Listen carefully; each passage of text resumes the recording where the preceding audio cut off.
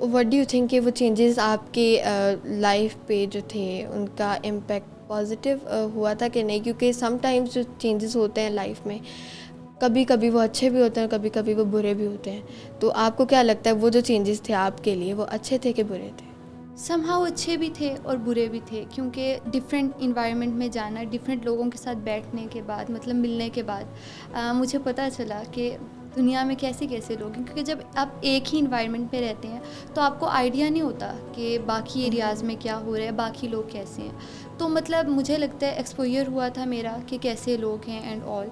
लेकिन नेगेटिव ये था कि जब मैं स्टार्ट में स्कूल टाइम में बहुत एक्सट्रोवर्ट स्टूडेंट थी, लेकिन विद द टाइम इतनी शिफ्टिंग, नए नए लोगों से मिलना, और इसके बाद समहाउ मैं इंट्रोवर्ट हो गई, बहुत कम बोलना शुरू कर दिया। और लाइक तो ये जो चेंजेस आपको फेस करने पड़े थे ये सब टाइम पीरियड में, तो इसकी वजह क्या थी?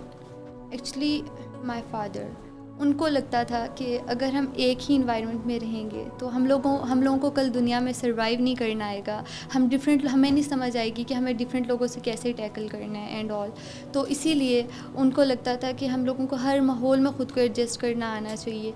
तो वो इसीलिए बीच बीच में हमारे स्कूल्स भी बहुत चेंज हुए हैं, स्कूल्स सिटीज़ चेंज कराते रहते थे हम लोगों को। तो ये जो चेंजेस थे आपके स्कूल टाइम पे, तो उस सब का जो इम्पैक्ट था आपकी पर्सनैलिटी पे या कुछ पड़ा? समहाउ हुआ था, क्योंकि जब स्टार्ट में मैं को एजुकेशन में थी, बचपन से को एजुकेशन में पढ़ी, तो तब मैं बहुत एक्सट्रोवर्ट भी थी।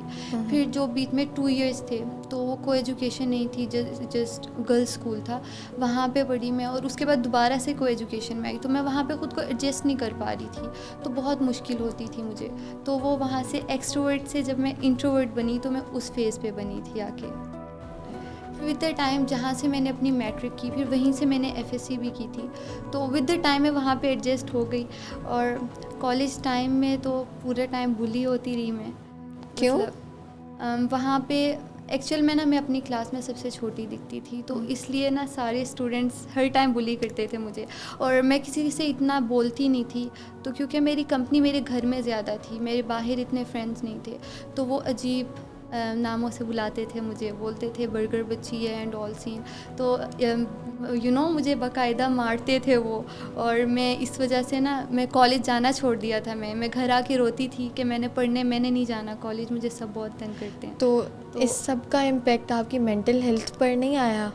एक्चुअली मेरे जो पेरेंट्स हैं ना तो बहुत अंडरस्टैंडिंग है। तो फिर लाइक ये हुआ कि डैडी मेरे साथ जाते थे कॉलेज, और वो मेरे कॉलेज में जाके उनने प्रिंसिपल से कंप्लेन की कि इसकी स्टडीज़ इफ़ेक्ट हो रही हैं, बच्चे इसे तंग करते हैं क्लास में। तो फिर मेरे प्रिंसिपल ने उन बच्चों को वार्न किया, और उसके बाद थोड़ा